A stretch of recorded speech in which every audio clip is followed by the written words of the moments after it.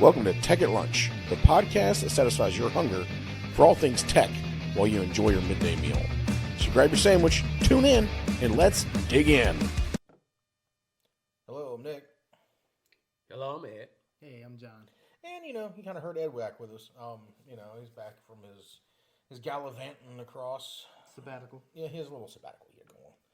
But, just because he's been out of pocket, we're not going to grill him with all the other stuff we're working on this week.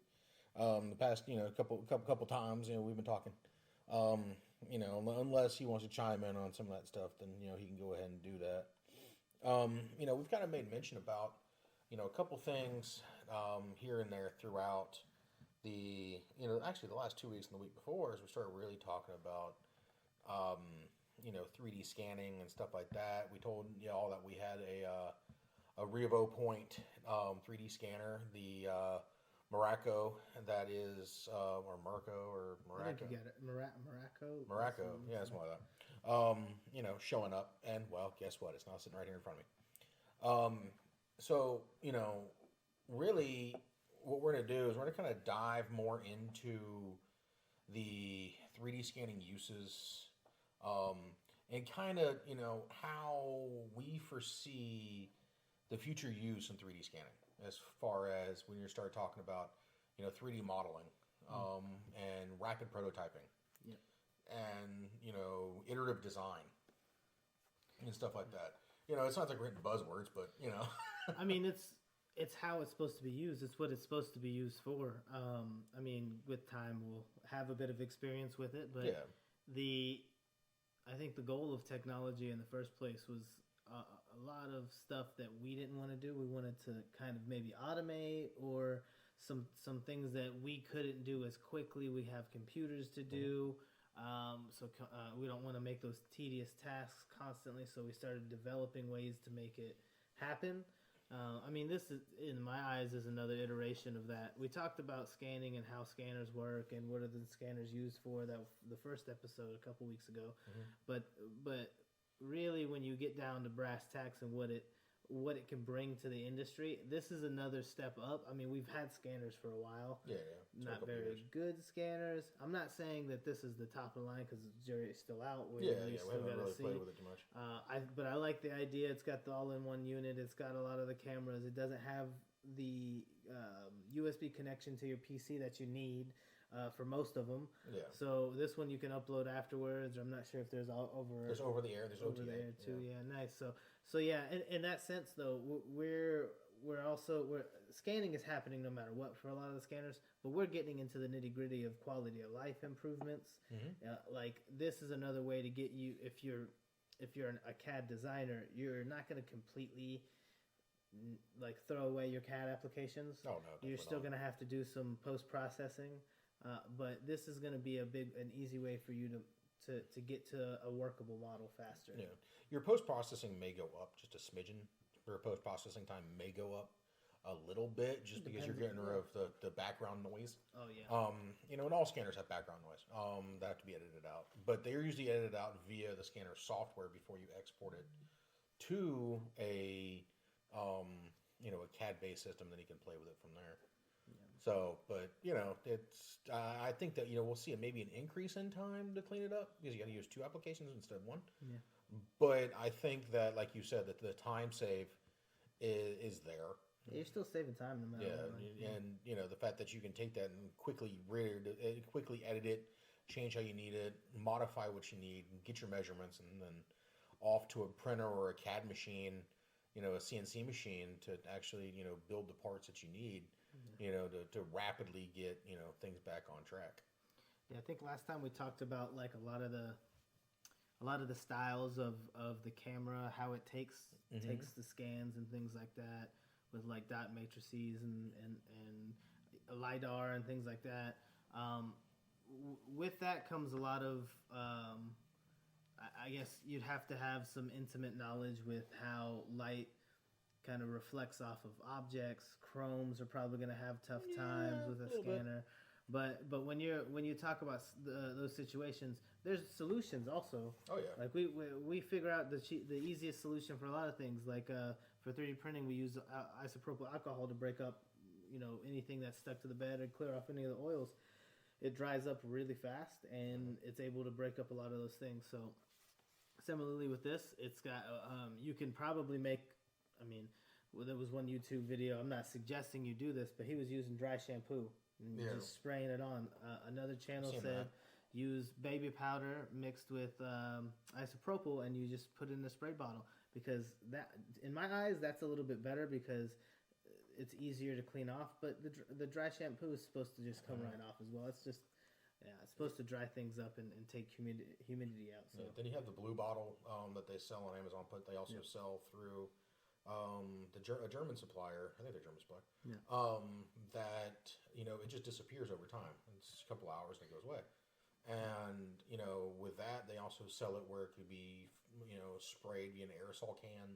It could be sprayed via a air compressor, spray gun. If you have like low pressure, like a low pressure LVPO. Okay.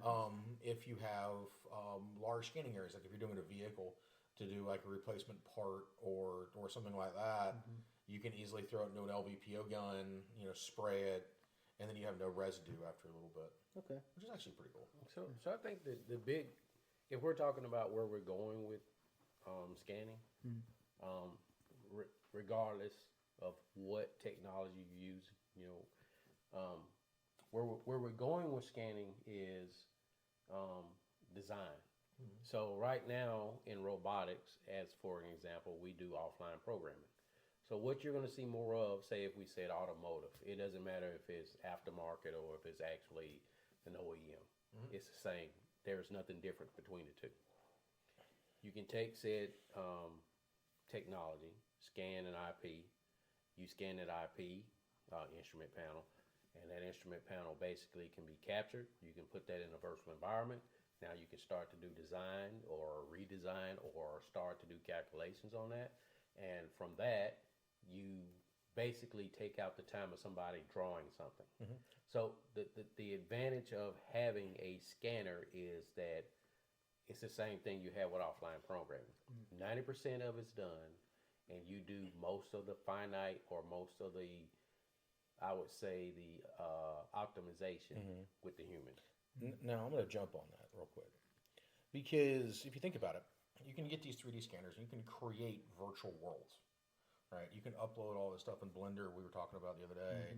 When you start really getting into your augmented reality side of the house. You start getting it into, the headsets and stuff like that. If you put a good scanner, it doesn't have to be, Revo Point, it could be whoever at this point, on the end of a robot gun, on the end of a robot, and scan the actual area in which it is going to be worked. You can technically turn that into a 3D environment where somebody can stand there and watch, and they can watch the robot move. And they get an idea, especially if we start getting into new installations and stuff like that. You start getting into into safety fence design. If you have to change how that safety fence is set up, you can use that scanner to put you into an augmented reality environment to actually show you where that safety fence should be actually located. Right. So now the reason the safety fence is the way it is, it's not because of where the robot is. Right. It's because of the safe start distance. So the robot can accelerate, and if I have a safety event, it stops. Right. Then mechanically, there is a friction disc inside of a servo that when you stop in electromagnetics that work together to stop the robot. Depending on the life of that friction plate and the strength of that magnetic field, that will determine the velocity and the velocity, gravity, and other things from physics that will determine that stop distance. So what we do is we say we need a safe stop distance from the robot to the human. Worst case scenario. Right. So what it would do is it would give you it would give you a visual. It would give you a visual of that area, but then you still would have to use a human to do some type of computation to verify what the distance is, how long it would take, and then worst case. Right. So you still would have to have mathematics in conjunctions with your environment. Yeah, but the one thing that I think would actually be pretty cool to use it with is layout design. as far as if I have a cell in the front left of my building and I need to put one in the middle and I need to put one here, it'll help me design my walkways in between those cells to adequately move people, and machinery from one location to another, especially if you're building handover stations and stuff like that. So you can really use it for like line optimization and stuff like that. And once again, like you can, that can be used that way. But you still, the physics still. Oh yeah, I know that. You still have to pay physics. I don't say it that way. Physics always has to be paid. Yeah. Or it can, and we just watch what happens. So the way that you're saying is like pretty much there's a safety field inside of the scan area. So like a box inside the box, and it's maximum distance I could be if this robot came to a stop and it keeps moving, just like if you're stopping at a stoplight. Okay. Yeah, I just trying to make sure. So basically what happens is because of gravity, because of acceleration, velocity, and things like that, what happened in the center, there's like a little bit of center of gravity, center of mass, those type of things. Yeah. When a object is in motion, it must stay in motion until potential and kinetic energy, blah blah blah. Yeah. But I'm saying the point is a human is here. I have to be able to stop a certain safe distance from having a collision with the human. I do not care about the equipment. Mm-hmm. I'm only responsible in the eyes of OSHA for the human. Yeah. That makes sense. Okay. No, I was just trying to conceptualize it, just make it like make it make sense. I mean, honestly, it's clear because I mean, I don't want to get hit by a robot. It will not stop at us. It will. You can do that, and then OSHA would come knock on your door, and then maybe you get a really big fine. There you go. And they'll close the plant. So the point I was trying to make is Nick is right, but physics has to be incorporated into this augmented reality. Yeah. So what you're alluding to is say I have a left-hand part, and now I need to mirror this to a right-hand part. Then all of the things that once physics has been accounted for, I can literally mirror this to the right side, as long as everything from the left side mirrors the right side. And if you start thinking about it, makes sense. When you start really, also one thing, if you're really getting into like cell design and stuff like that, we all watch the Titans of CNC. It's a nerd out thing. Me and Ed usually do when we're hanging out here at the house because we're gonna watch TV.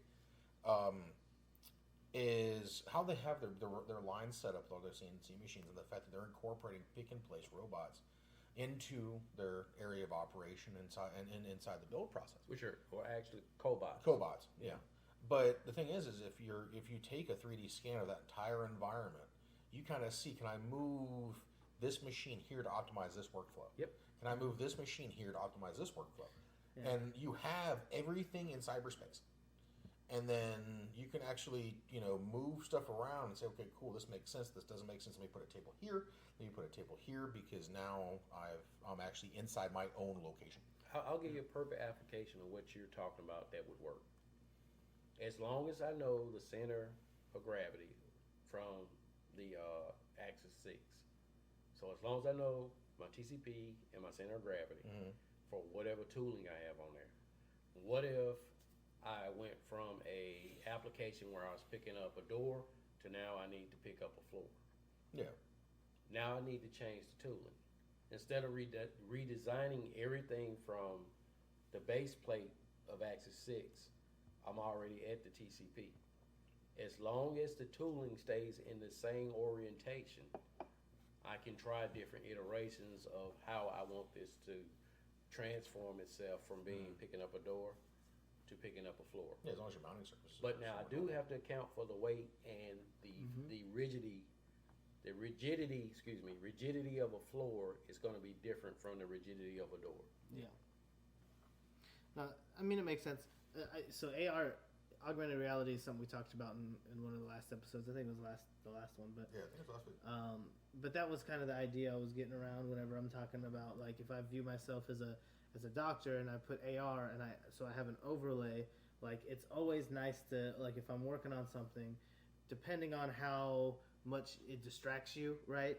I would like to have some type of documentation here, maybe some proof, maybe an example. Okay, cool. Just check myself as I work. To me, the augmented reality makes me more of an efficient worker. In a lot of the situations that we're talking about, if you're talking about planning, it makes it so that you don't have to do this station 6 different times to get it right. Like you do it once, you scan it, then you move stuff around. You take into account your barriers, and you take into account the physics of anything that was going to live inside that station. And at that point, you have everything that you need to be able to say, okay, well, theoretically, this is what it could look like. And that's the same thing I was talking about with scanning and how it combined with AR, because we're talking about a station, and we say station probably about the size, like a little bit bigger than a car, but like about 12 feet high, right? Kind of like a little box there that you're working in, just that whole area. But I was even thinking with this little scanner that you got here, like if you're making they do it with a lot of like a diorama for like a neighborhood or something like that. I can have a blank box to say, okay, all right, guys, every house is getting half acre land. You're getting 1,200 square feet. Everybody's getting the same 1,200 square feet, but you get to design it yourself. So you can scan the diorama, and then everybody gets to adjust their own. And then, so that's, I mean, there's just a whole different floor so plan. You can pick your own floor plan. Exactly. So there's like a whole different way. Yeah, instead of only getting 3 options, you now have endless options. Like that's just kind of one example of how to kind of utilize or apply scanning and AR itself. So I mean that was something that I thought was cool because you combine these technologies, and we're always talking about cutting edge tech. When you talk cutting edge, you're combining innovative tech already. So it's 2 things: 3D scanning, which we've been kind of doing, but very expensively for a long time. And then there's construction. We build these houses all the time. They need to be built really fast, and now we can 3D print the houses. So another aspect in there makes it more customizable. So I think a 3D scanning is just going to be another tool in our toolkit, like printing would be. You fabricate your own parts and stuff like that. So like we were talking Terminator. I mean, we could probably go crazy about what we can do with 3D scanning. Yeah. For me, I think about what I see far as applications. I see a kid loses a limb. I scan the opposite limb. Because I scan the opposite limb and I use some algorithms, or I use algorithms that account for physics and everything, it makes a mirror of the opposite hand to correspond to this. Now, he has the same hands, and we account for that one hand may be bigger than the other. That's just human anatomy. We're not perfect. I mean, in it. So I can see it in that aspect. I can see it in the aspect of I have a person that's going to be a doctor. Instead of operating on cadavers, I can scan a cadaver and print these parts out, and just like we did operation, that person can do operation. So it's like reusable dead people. Yeah, but I mean, like it's only so many cadavers, right? Yeah. But the thing is, if you think about it, and we brought this up the other day, is the use of 3D scanning in real estate. Matterport has a scanner out now that they use for the 3D home tours that you see pop up ever since COVID came around. Yeah. Ever since, that little thing rolled, it's like, well, I swear you say it 3 times, it's like Beetlejuice. But, champ. I'm not saying it. But, the thing is, it's like, 3D scanning, we've seen it, I wouldn't say invade the industry, but it's made the industry a little bit more, I don't know, high tech. Instead of you're walking around with a real estate agent you don't want to listen to, to walk around, a house, to look at a house you may or may not want, and now you can do it virtually. Yeah. And you don't have to listen to nobody, And to be honest, the same thing can be done if I want to see something that's thousands of miles away. Right. I have this problem. Can you take the 3D scanner and scan so I can see what's going on? Yeah. And now, in real time, I can send this information. Like you said, it can be those data points can be loaded into a system, and now I can do analysis thousands of miles away without having to physically be at that point. Think about using it in onboarding. You know, you're using something like the Matterport, for example, and onboarding, where you can scan your facility, and you can give people virtual tours of the facilities they may never go into. You know, show them what's there. You know, show them the opportunities that may be behind the door that they work in. Yeah. Or you know, use it to show like schools and stuff like that to see if people are interested in coming working for your organization, because then they see everything. There is no, you got to wait for the tour, or hey, we don't offer that unless you get a job here, and we'll finally show you what's going on beyond the curtain. You know, you're not giving away any trade secrets. You're just opening the curtain for people to see exactly what's going on. Or you give a generic. Right. But I got one for Champ. This is, no. It's a good one. What objects that you've encountered in physics exist in theory, but physically do not exist? So it's some mathematical shape, or there's some shape that exists. I can do mathematics and show this shape exists. Yeah. But this shape does, like the tesseract. I mean, like I'm saying, like there are some complex Klein bottle. Yeah. Just it's some things that exist that are problems in physics that exist, and maybe you can scan some of the things that exist that make up the parts, but you cannot make everything.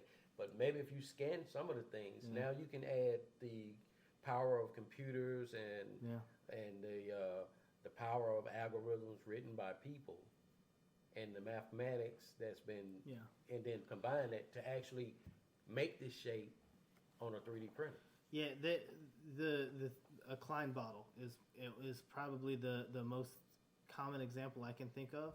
The outside surface is the same surface as the inside surface. And that's crazy to even think about because it's in the shape of a bottle.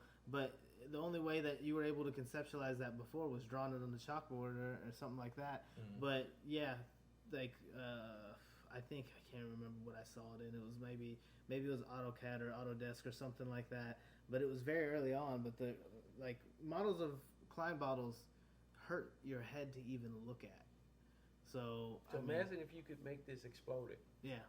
And then have it to where each piece is magnetic. Yeah, it makes it make sense. I can build it like building blocks. Or if I don't want to do that, imagine if I could break it into different. I could print it in different. I could print it in each of the views that you see in CAD. Yeah. I can print it out so that I can see it in top view, bottom view, side view, and so forth. And I can even see it 3-dimensionally. Yeah. Or 4-dimensionally. Yeah, see that's the other piece where I was like the tetrahedron or tesseract. I'm sorry, is technically a square inside a square and it's connected. It's crazy to even think about. Some people print those. It's weird. Yeah, it's weird. But that's the thing. These are mathematically possible. So, but you don't see them happen in nature very often, or it doesn't get to that. We haven't discovered that connection. Yeah, we see mostly the Fibonacci sequence, which makes sense, but that's just sequencing and development. It doesn't really define overall like shape of whatever you're. Here's another one I want to throw at you. I'm gonna get because I got one for the application for you. So I'm gonna be a little bit of I'm gonna be an assist guy on the next two questions. First to him. The first question. What if I'm an archaeologist, or say I'm a person that's studying dinosaurs, and is that paleontologist? I'm sorry. That's also archaeology. Close but say I don't have the T-Rex skull. Yeah. But I can go scan it. Yeah. And now I can take it back to a classroom and print it out, and in every top. Every view I want it in, I can put it in. Right. And I can go 3-dimensional, 4-dimensional, or whatever dimensions I want to go. That's possible. Right. That 3D scanning can do now. Yeah. So what would be an application? Not what I just said. Right. You can touch on that, but what would an application be for you that something, I don't know if it's space or if it's making homes for people. What application would you like to scan and be able to 3D print? If you, that's hard. Yeah. I mean, pick two. Pick two. Ooh. I mean, I would like to. Like McDonald's. I mean, it's really hard to do, but I would like to print an atom. I mean, that would be that would be interesting. But we know what it looks like. right? Conceptually, but like, but conceptually, it's all we have right now. yeah, exactly. So we're trying. Yeah, no. If we're able to get something on an infinitesimal, like an infinitely small scale, to be able to do that, yeah, that's one of the things I would want to look at. I mean, of course, you're right. Space is something that's really cool to me, but something about like scanning the moons and asteroids and stuff like that is cool too. I remember when I was a kid and I can't remember what grade, fifth or sixth. That was one of our projects, was to study one of the planets or systems or something like that. And I picked Jupiter, and that's what we were looking at. So if I was able to print or scan a Jupiter somehow and print it, that would be pretty cool too. So I mean, honestly, they're not. That's not as cool as, I mean, of course, a T-Rex. Every kid wants to make a T-Rex, and it's harder to get those things. But like, if I'm thinking about something that's actually that I can confirm is real, I would probably go with some of the planets and stuff. Okay, for you, I have two. Oh boy. You get two choices. So I'm giving you two questions. So you are former military, and thank you for serving our country. I think that's a dreadful question. So if you were able to scan any weapon from America and any weapon from USSR, Russia, or whatever you want to call it, that's a firearm, what weapon would you scan from each? It really depends. That's where you. The thing is what do you define as a weapon? So I'm saying it's a firearm. If you were going to scan a firearm, Crew served, non-crew served. it can be automatic or semi-automatic. Well, crew But served is more than one person. Well, I'm saying if you're printing it, you're not printing it for the form that you're trying to print parts to mass produce to sell to people. You're trying to understand the mechanism inside of each, and then do a comparison between each of the mechanisms between both of whatever it is from the USA and whatever it is from Russia. Honestly, you know, the Russian side's a little hard because it's something that the U.S. is well known. You know, you start getting into the automated Kalashnikov, the AK. You know, the system that was designed by, you know, somebody who was never supposed to be a weapons manufacturer. Engineer? No, actually, no. He was building cars. And then backyard engineer. Right. Then he got kind of, you know, brought through the system, and then, you know, he became, you know, who he was. You know, at the time he was a wounded, you know, service member when, you know, in there. However, if you really want to talk about foreign weapons that most people want to scan, to build, to really understand and break apart, you're really talking about the German MG42. Better known as the Buzzsaw. You know, that's something that you really want to break down, you want to look at, because the thing is, the MG42 is actually one of the longest serving weapons outside the US 50 cal. That's still serving today within the you know the German the German ground forces and the Luftwaffe, you know, to this day. And it's also used by the Dutch and a couple other European countries throughout Europe, because it's still being produced to this day. When you start getting into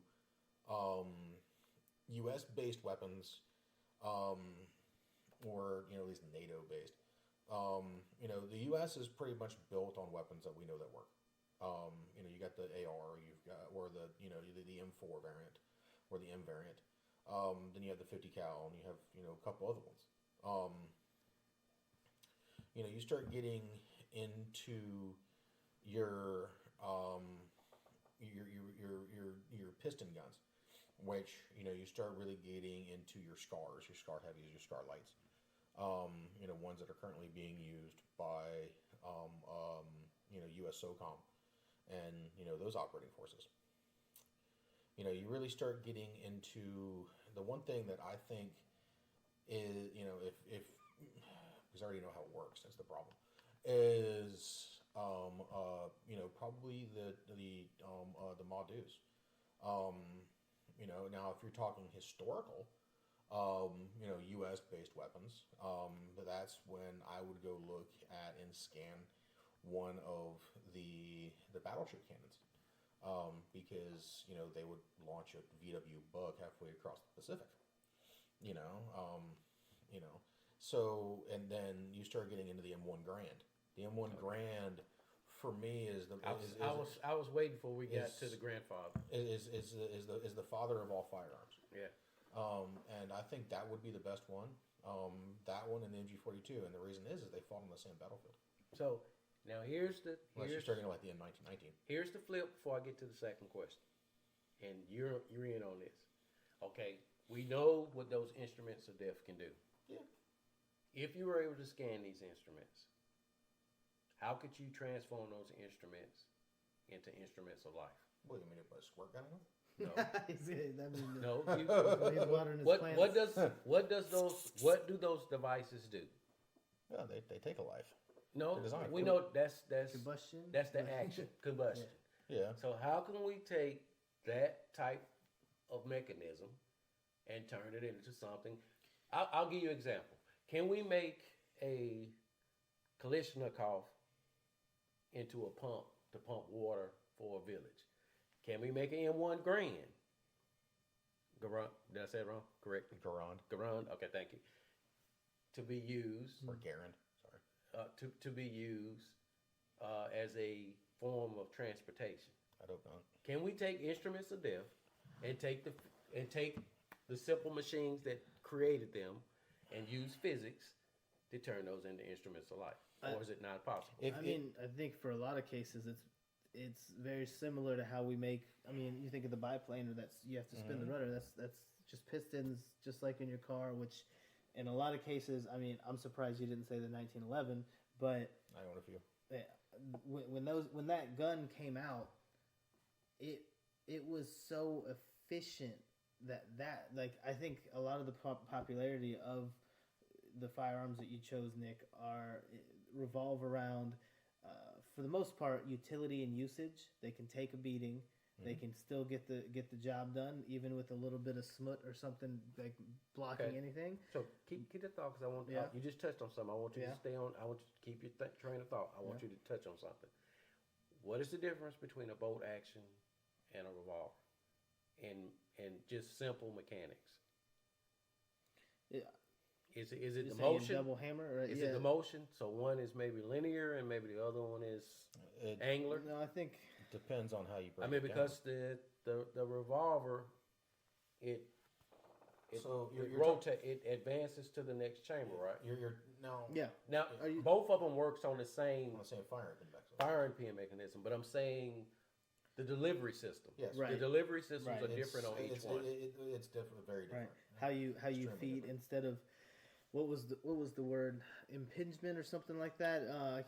So it's using the compressed gas. So it's the reason I say it's efficient is the shot happens, the air compresses, and that motion of coming back for most guns, not every gun. Yeah, for automatic, for some automatic, It automatic helps rifle, right. put that next one in. So like honestly, it loops that. It's so perfect in its cyclical. Well, now motion. you start getting into especially if you start getting into revolvers. Mind you, there has been revolving rifles before, and this is really going to go down a rabbit hole.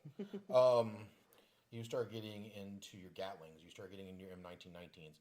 You start getting into, which M1919 is the utmost thing that shows you how to cool down, how to heat up water, right? High cyclic rate, water jacket, heat water. But when you start getting into a bolt action is a rotating assembly that locks forward. It strips a round off of its internal enclosed magazine, locks the breech, fires manual operation to back open. A revolver, And it ejects. it ejects as you rotate because the ejection is actually tied to the bolt itself. Your revolving mechanism is all built into the trigger. So as you fire, that revolver locks forward, locks back. You release that trigger. That trigger then releases the pin that rotates the cylinder to advance the shot to the next round, next available round. You squeeze the action depending on if it's double action or single action. If it's double action, hammer falls back, falls forward. Now, if it's a single action, that hammer is already back, falls forward, pops the shot, you release the trigger, it rotates Great. and moves forward. So I want to bring us out of the rabbit hole up to the squirrel tree. So I wonder how this is going to do. So the squirrel tree part of this is how do we use 3D scanning to scan these type of devices so that people understand the mechanics? We're not worried about what it does with the projectile. We're only worried about, in this particular thing I'm saying, only worried about how we advance the round. How do we use that from taking a life to saving a life by using 3D scanning? I mean, the example I think about, we use Probably the wrong one to ask that question. Yeah, right. In physics, a lot of the times we call it a free body diagram. So you take and you think about cross sections of whatever you're working on, right? So in my eyes, I mean, you could scan it and you could take a cross section, but at the end of the day, the scan, depending on if you're utilizing, we looked at it the other day, something using infrared or X-rays. Those X-rays are more penetrating, so they can get through that steel and see what's inside the actual model without cutting something open. So that's actually something that's very expensive right now to do, but it's something that's probably going to get cheaper at a certain point. So what if I remove the limitations? What's that? Each of the devices are transparent. We're not worried about it because we're not trying to fire a round. We're only concerned with the advancement of the round. Yeah, So if everything was clear and I could see clearly through the device, the question is I've given you a mechanism that's been used for centuries for murder. Well, I wouldn't say murder. It's murder. I mean, I'm not saying war is not necessary, but I'm saying call it when you murder. take another person's not life, trying to do that's murder. Self-defense. Self-defense murder. yeah. Well, let's not get it. That's not the place. That's not what we. It doesn't matter. That's my breaking my house. I'll tell you one thing. It ain't good order. Let's not get stuck on that. The point I'm trying to make is, if we're trying to teach kids, or try to teach in service members, or trying to teach engineers, hey, here's a device. How can I take this device that was used for one application, using 3D scanning to use it for another application? It doesn't have to be used for the same application. If I can use 3D scanning, then I cut down, I'm assuming, some of the necessary mathematics that go into how do I do the mathematics for this to go to that. Because if I scan it, I can get it as a model. If I get it as a model, I can understand the shapes. I understand the mathematics. I can start making algorithms. Well, at that point, So how can we use that in another application? At that point, you're dealing with, you lost me the entire point in freaking scanning firearms. But the thing is because at that point, if I'm going to scan anything and use it for something to, benefit, something like that, it would be, I'd scan motorcycle world. I would use a motorcycle world because the thing is you can create that engine into a heat pump. But still, back to, it could be a motorcycle, it doesn't matter what the thing is. I'm saying, but how do we use the scanning technology to take whatever the technology was and figure out a way? Somebody had to figure out a long time ago that, hey, induction heating can be used for heating up a piece of metal. How did they get to that? That's all I'm saying. How did the engineering go from this was the only application to here's a new application? That's what I'm asking. They also don't have whether it's a motorcycle, whether it's an IP in a car, whatever it is. How do we take that with scanning and use it to make new technology? Yeah, you're dealing with a blow apart at that point. I mean, that's the reason I say a cross section. Like you take the cross section, you take a power, you see whatever's moving, and you see why it moves, and breaking it down and understanding why it's efficient is easier to do or easier to see. We talked about it when we talked about nozzles. I cut the nozzle in half, and I know why it's not like flow rate. The flow rate's low because you've got a weird angle coming to the point here, or you've got a weird. You don't have a good quality on the inside surface of your nozzle, so it's abrasive and it's ruining your print material. But at the end of the day, a cross section, and I mean, it's kind of, I guess, burned into your brain in physics is taking a free body diagram, seeing what forces kind of react on what, and then you can see why something moves a certain way. But that doesn't mean you need it to move that way. You can then take that and kind of change. So it why a to cone and not a cylinder? What do you mean? for a nozzle. Black Why? cone. Oh, because we can. We don't want to have. If we have Vortex. to heat it, well, there's a couple things. If we have to heat it, then we're going to mess with the cellular structure of that material. So if we heat it too small, it's too brittle, too easy. So it's a sweet spot. I mean, there's a reason why we went from 2.8 something millimeter nozzle to 1.75. It's more efficient, and your dimensional accuracy is better. What about viscosity? Is viscosity yes. affected by the opening or how much we heat it? Yeah, it's funny that you mentioned that because I was talking with a friend the other day who made he built his own computer and the water cooling system, and it's very scary, by the way. Very scary. Something about water and my computer don't really mix. Don't try it unless you know what you're doing. But there's somebody that he showed me a video he thought was funny because he was using it to teach him why things work a certain way. So your technology is almost built to operate at a peak efficiency temperature, right? The viscosity of a liquid changes based on that temperature too. So if you're working with water and maybe that CPU is burning a little hotter than normal, you get to a closer point where this is probably not cooling as much as you would like it to be. But he showed me a video where someone they put maple syrup in there, like from the fridge, just immediately, and you'd think it's way too viscous. It's way too much. It works because it heats up. And it works because it heats up. You're right. It's very sticky still, but it works, and it works better than water because of the viscosity. I can explain to you without being a physics person why. Yeah. Simple. It's like gear oil. Exactly. Yeah. That's why we use oil in the engines, not water. But that's also why we use a chemically treated water or a antifreeze inside of the cooling system. Unless it's drag applications and you run under water. Yeah, that makes sense. I was just like. But it all makes sense. The chemical composition is affected by the heat that's applied to the chemical composition.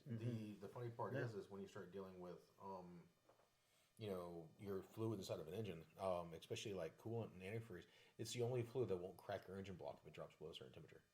Because the fact that the antifreeze, when you mix it with water, it cuts the freeze temperature down. That's why coolant doesn't freeze. And also there are animals that exhibit this same behavior. Yeah, the oil itself will freeze.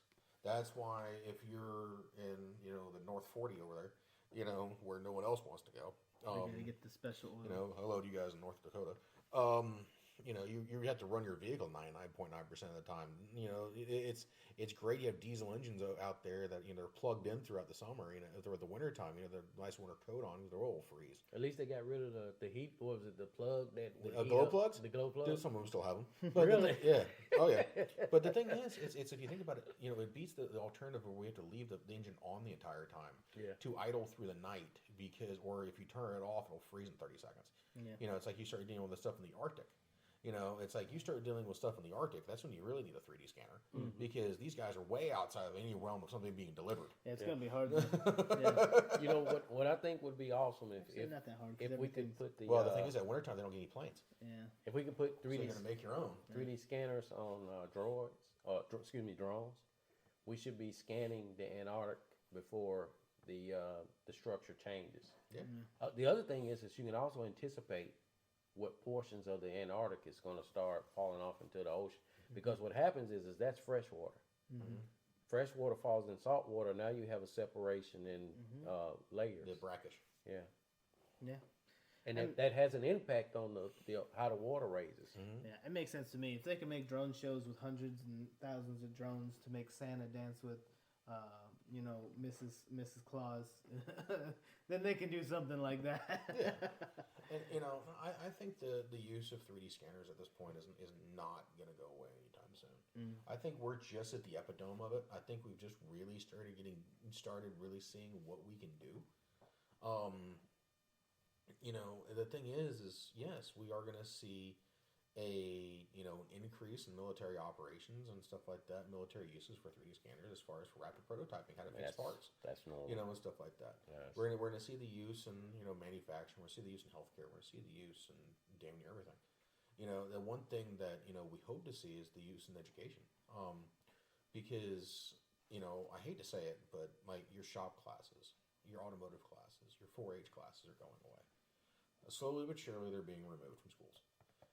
Unless you're in certain rural areas where you will still see a 4-H, you will see an 4-H auto. farming? Yeah. Okay. Yeah. FFA if you don't have 4-H. Right. The after school thing. Yeah. But like we had auto. Future Farmers of America. Yeah, that's what I was in. Like we had auto. Where I was at. We did have 4-H at one point, and then they got rid of it. And then they used our auto shop class to teach the people who really wanted to learn how to work on the tractors. We didn't have FFA. I think we had the Christian Athletes Association. We didn't have FFA because no one at that time. It's about participants, yeah. Right? Florida. The closest thing we have to farming is orange groves. That or saltwater farming. If you think about it, talk about fishing. But the thing is being able to scan an engine and show kids how the engine works. But like you said, the cutaway diagrams, showing the kids how pistons move and stuff like that. With the firing orders of certain V8s, maybe ones that are extinct.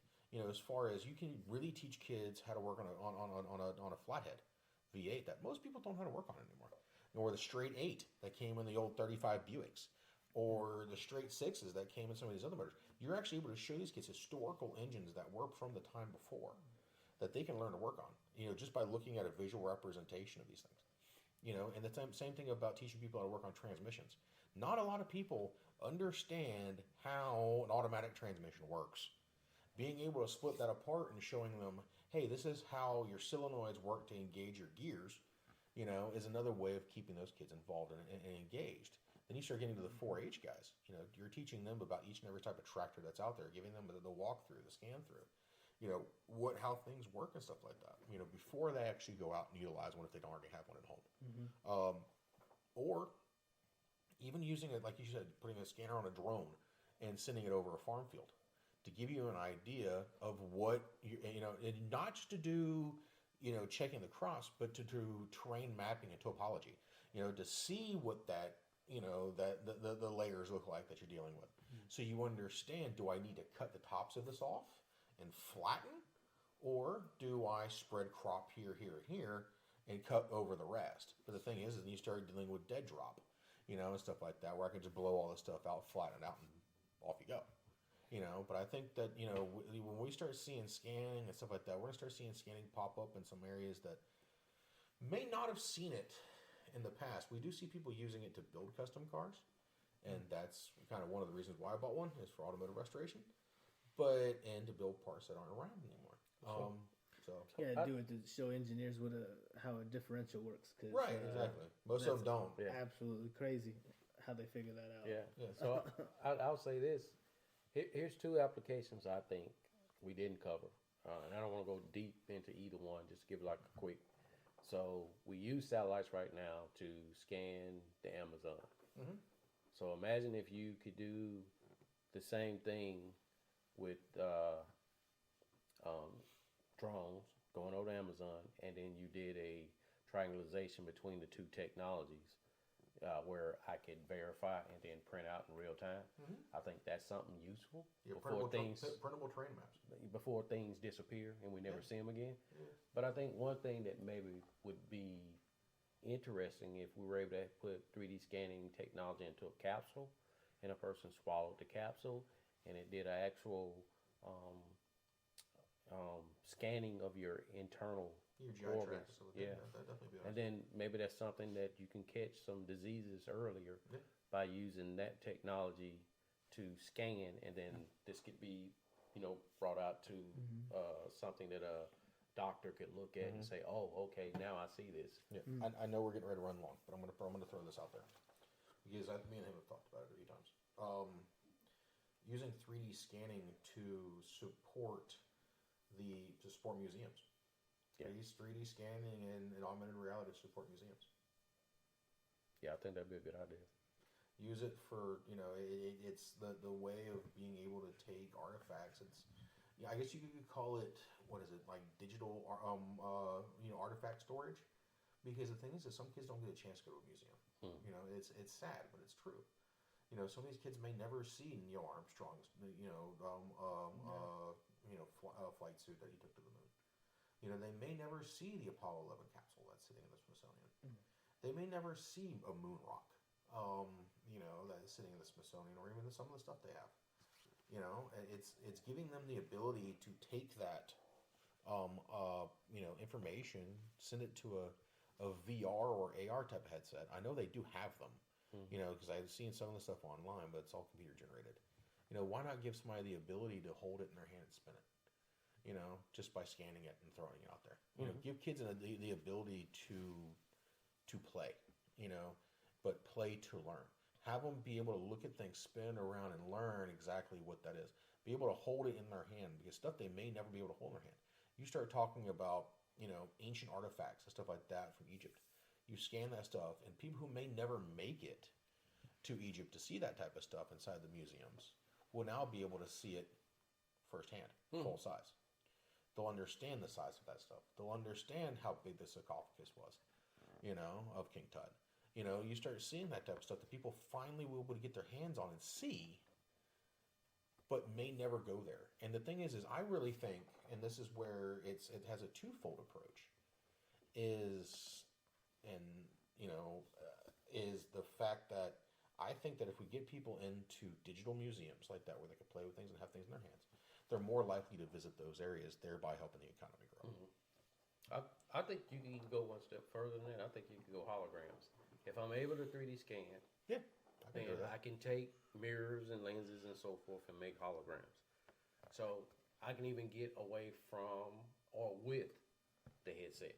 I can use holograms in conjunction with the headset, or I could not even have to have a headset and have a hologram that does whatever it does based on how I interact with it, because when I enter this field, I'm changing the dynamics of that field, and it feels like I'm doing whatever. I can blow air on the people's hands. We can take some lessons from Disney, and it feels like they have a Hope Diamond in their hand. You know, I can make cold air, or I can make it feel like it's a rough texture. You know, so maybe those are things you can do also in conjunction with augmented reality to get the holodeck. Yeah. If you think about it, you can have all of these headsets be sitting in the libraries of schools. You have a museum day. You go to the library, all the kids put on a headset. They're a guided walkthrough of a museum that they chose that day. Oh, I'm working on ancient Egypt. Okay, cool. We're gonna walk you through that museum real quick. Yeah, I'd say honestly that'd be cheaper than making a whole room for everybody, like a classroom. But I think doing like a Magic School Bus classroom would be pretty cool. Yeah. Yeah, put everybody on a bus. Nah, they don't have to get on the Magic School Bus. But they could virtually. But it's the lessons. They could virtually. Yeah, I agree. If you're walking into a bus and then that while they're preparing the thing, that would be a little bit immersive. So I think that would be cool. But I mean, Let's honestly, not have all the lessons they had. Okay? yeah, maybe not. I mean, the bus but seriously, transformed a few but times, that's the idea though. That's Yeah. I mean that's what you're getting at. So I mean to me that makes sense. Yeah, it's just one other way of not just helping the people, but helping the economy that comes about it. Yeah, like I said, for me, I think we're getting close to ending. For me, the thing I see about the scanning is just another tool to allow us to advance our knowledge. However we use it, whether it's used for defense, or it's used for aeronautics, or if it's used for mapping the ocean floor, or if it's used for looking at a organism that's cancerous, so we can pull it apart and see how the inner workings of this thing work in a macro environment instead of a microscopic environment, so that people can better understand it. I think those are probably good things that would, or hey, maybe we're trying to understand how an asteroid or a body that's an asteroid is affected by things in space. Maybe we want to get an exact scan that asteroid all the way around so we can make an exact model. So maybe those are some things that you could do. Bring them to the moon. So especially with the new Artemis Accords going on, we don't know where to find. Or we can put a probe that has 3D scanners. Yeah. Now, can we make sure we line up right this time first? You know, on the moon, and let's make It's sure on the that- dark side, so it's hard to see. I don't mean putting a stationary probe. I mean the same thing we did when we were checking out the universe, when we discovered things about Like the Jupiter, Parker Solar Probe. Yeah. Pluto. Oh, it's still flying, so Saturn. you're good. So Yeah. you know that would be awesome. If we had, I would say maybe 2 in tandem. That did Well, no, scan. yeah, that's. I mean, that's what I'm saying, and I'm gonna go ahead into my goodbye right after this because I want to. This will be the last thing I'll say on it. But the Parker Solar Probe, the way that they did their boosting and their boost back and their continuous, they've made one trip where we thought about just going to the sun and back, or around the sun, right? That's it took it from 50 working hours of data. And what they're doing now is they're calling it they were using Jupiter's orbit to help control their orbit, right? Yeah, sling it. And sling it back and forth, but they wouldn't get as much time out of it. Right now they're using Venus instead, and it's a much faster iteration. So they're getting over 600 hours of working information and data. So to me, it makes sense. If I have an asteroid, it's a little bit harder because that asteroid's gravity is so little. So you got to make it so much smaller and smaller. But if we have a moon or something like that, or like a planet that we want to scan, I absolutely think send 3 or 4 scanners out there, put it in the orbit of the planet like we do the satellites here. You've got that. You've got everything you need. And maybe even this. How about we send scanners opposite ways? So we send scanners towards the sun. We send scanners toward the end of the universe. We send scanners, you know, to the just to see that if we send to, just say if it's 4 corners, we know it's not. Please, I'm just saying, please Voyager. don't kill us. I'm not saying there's 4 corners in the universe. It's a flat earther. Yeah. Yeah. So it say there was 4 orbit patterns to the universe.